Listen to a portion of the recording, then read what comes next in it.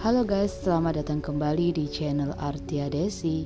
Pada akhir episode 1 drama The Just From Hell, diperlihatkan Hakim Kang yang sedang bersiap mengeluarkan senjatanya.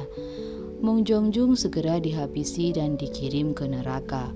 Dengan tatapan mata biru iblisnya, Hakim Kang berharap hari itu target pertama dari misinya segera tercapai. Oke, sebelum lanjut ke episode kedua, untuk kalian semua yang baru nemuin channel aku, jangan lupa dukungan subscribe-nya. Dan video ini aku buat hanya untuk spoiler ke kalian semuanya. Aku tetap menyarankan kepada kalian untuk menonton drama ini pada saluran resminya. Hakim Kang akhirnya bertemu dengan Moon Jongjung di perempatan jalan. Dia pun bersiap untuk mengirimkan Moon ke neraka dengan senjatanya. Namun siapa sangka di saat yang bersamaan datanglah sebuah mobil yang ternyata itu adalah mobil dari Detektif Han. Ini membuat rencana Hakim Kang menjadi gagal. Saat melihat Moon Jongjung, Detektif Han pun merasa marah dan kesal. Berulang kali dia memberikan peringatan untuk tidak mendekati keluarga Nona Cha.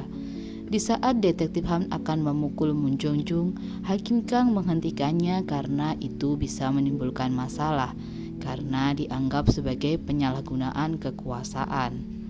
Kemudian rombongan detektif lain pun datang dan mereka menuduh Moon Jongjung telah menyiksa kembali Nona Cha. Moon pun dibawa ke kantor polisi. Detektif Han merasa sangat kesal, kemudian mengajak Hakim Kang untuk pulang bersama menggunakan mobil Detektif Han. Saat dia memasuki mobilnya, Hakim Kang terlihat sangat silau karena ada salib di mobil tersebut. Mereka berdua kemudian pergi ke rumah Nona Cha yang di sana sudah terpasang garis polisi. Mereka melihat kondisi rumah tersebut yang terlihat sangat berantakan. Detektif Han bertanya kepada Hakim Kang, apakah dia tidak merasa bersalah dengan kejadian ini. Hakim Kang menjawab dengan dia memberikan hukuman 1 tahun pun tidak akan merubah keadaan, dan Hakim Kang tidak pernah merasa bersalah. Detektif Han akan segera mengajukan surat perintah penahanan terhadap Moon Jongjung, dan dia tidak akan mudah melepaskan Moon begitu saja. Hal ini membuat Hakim Kang sangat kesal. Saat diinterogasi di kantor polisi, Moon pun tampak tidak merasa bersalah. Namun detektif memberikan bukti-bukti berupa palu yang digunakan Moon dan mengatakan bahwa Nona Cha akan mengakhiri hidupnya. Moon pun terlihat marah. Saat itu untungnya detektif datang tepat waktu dan bisa menyelamatkan Nona Cha. Terlihat orang tua Nona Cha sangat menyesal karena tidak segera membawa Nona Cha pulang bersama mereka. Detektif Han mengatakan bahwa Nona Cha berusaha mengakhiri hidupnya karena Moon Jongjung. Tetapi Moon hanyalah beralasan bahwa itu hanya pertengkaran biasa antara kekasih. Detektif ketua pun merasa sangat kesal terhadap penjelasan Moon. Dia sangat menyesali karena seharusnya bisa menjaga Nona Cha lebih baik lagi. Detektif Han mengantarkan Moon pulang karena dia kini bertugas untuk lebih ekstra mengawasi Moon. Di lain sisi, Hakim Kang terlihat sangat kesal melihat pernyataan itu yang membuat semua rencananya gagal dan tidak berjalan lancar. Falak mengatakan bahwa korban masih hidup. Itu akhirnya kasus ini sudah dinyatakan selesai. Tapi semua ini di luar kendali Hakim Kang. Hakim Kang tidak bisa menentukan hidup ataupun mati seseorang. Hakim Kang menegaskan pembunuhan terhadap mental juga bisa disebut sebagai pembunuhan, seperti yang dikatakan oleh Bael. Namun semua ini masih ada kesempatan jika surat penangkapan terhadap Moon ditolak karena dianggap terdakwa Moon bersifat kooperatif. Terlihat Detektif Han sangat khawatir karena surat penangkapan terhadap Moon ditolak. Hakim Kang terlihat tersenyum gembira. Detektif Han pun pergi ke tempat Nona Cha dan orang tuanya tinggal. Dia memintanya untuk tidak membukakan pintu terhadap siapapun yang datang. Kemudian setelah detektif pergi, tampaklah seseorang muncul dari tangga darurat. di mana itu adalah Moon Jongjung. Kali ini Moon menggunakan krim untuk menutup kamera pintu. Di saat Moon akan menyembunyikan bel, tiba-tiba dia mendapatkan pesan. Di dalam rumah Nona Cha mendengar bel pintu. Ketika sang ayah mengecek, tidak tampak orang di kamera. Tentu ini membuat Nona Cha sangat trauma karena dia takut bahwa yang datang adalah Moon. Sang ayah berpikir jika dia menelepon polisi pun akan percuma karena pada akhirnya Moon akan dibebaskan. Kemudian ayahnya meminta Nona Cha dan ibunya masuk ke kamar. Dia akan menghadapi Moon dengan apapun resikonya. Dia berpesan jika dalam 10 menit tidak ada suara, segeralah untuk menelepon polisi. Ayahnya keluar dengan membawa sebuah pisau. Ketika sang ayah hendak menusuk pria tersebut, ternyata yang datang adalah Detektif Han. Detektif Han datang untuk memberikan jam tangan pintar, tapi Nona Cha terus menyalahkan dirinya. Tiba-tiba detektif mendapatkan telepon berupa kabar bahwa Moon telah ditemukan tewas.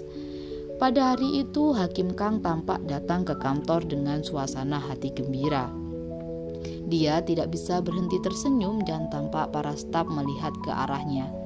Ternyata tadi malam Moon menerima pesan yang mengaku bahwa itu adalah Nona Cha.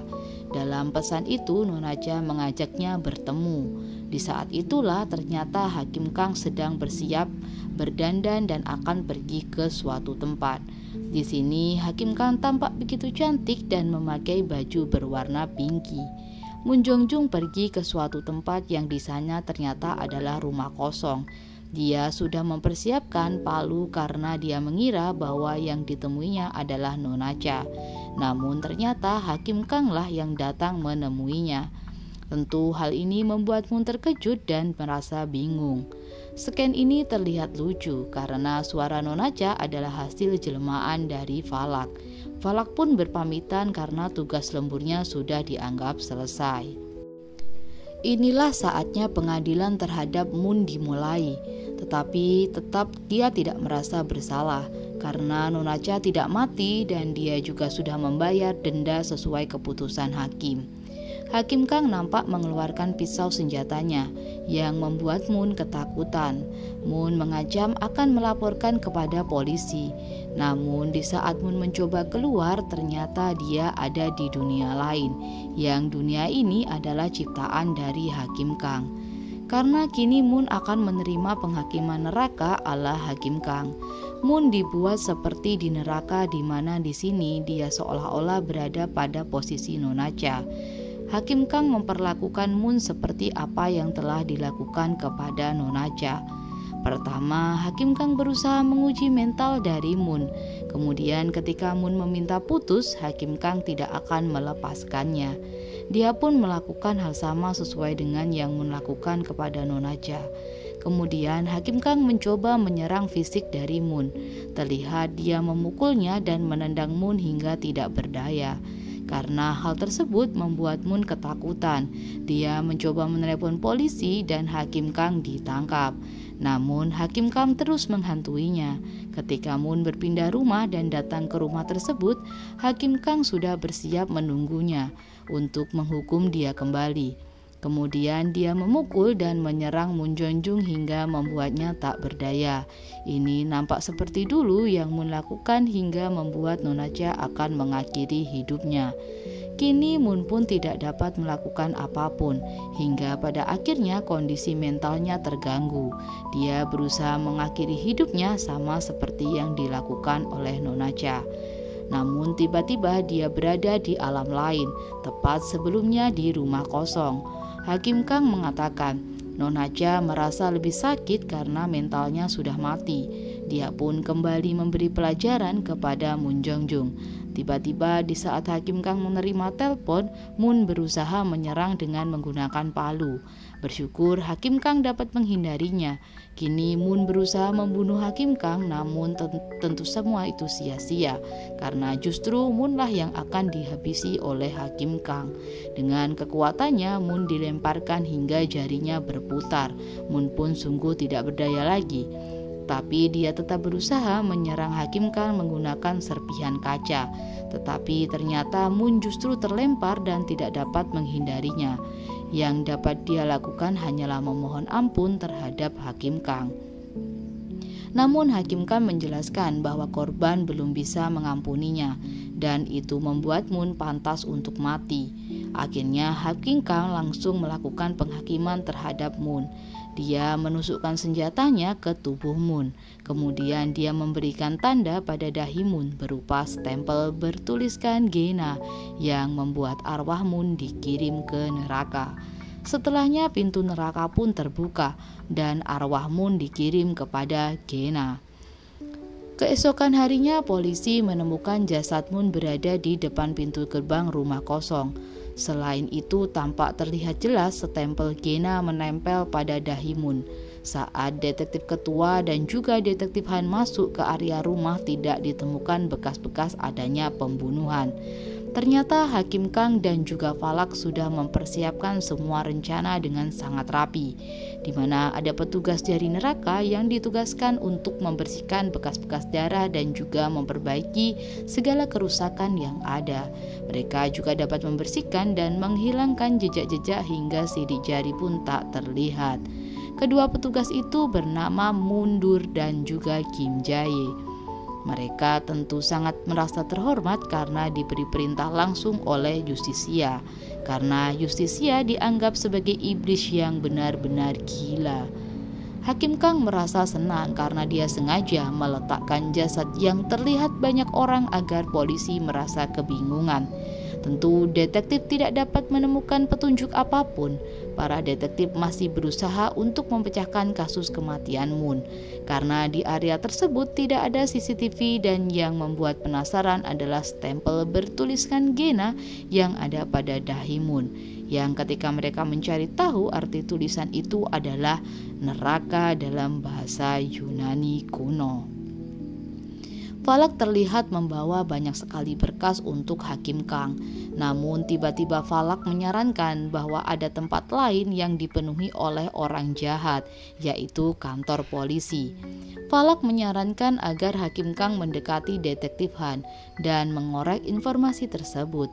Hakim Kang kemudian dipanggil oleh Hakim Ketua karena dia memberikan keputusan yang kontroversial dan di luar akal dan hati nurani.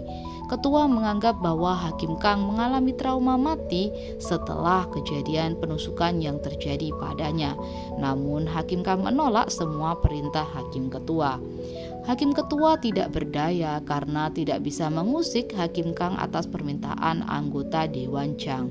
Ternyata anggota Dewan Chang adalah calon mertua dari Hakim Kang, karena sebelumnya Hakim Kang pernah bertunangan dengan putra pertama Dewan Chang.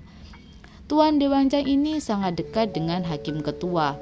Dia juga menyatakan mempunyai 2 orang putra yang salah satunya adalah Sun Hu yang merupakan anak kedua.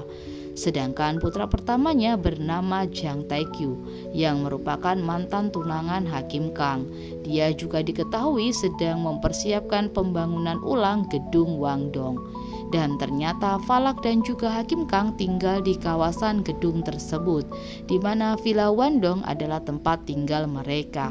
Karena adanya rencana pembangunan kembali, pemilik gedung pun mengajak mereka beserta para penghuni yang lainnya untuk melakukan pertemuan warga.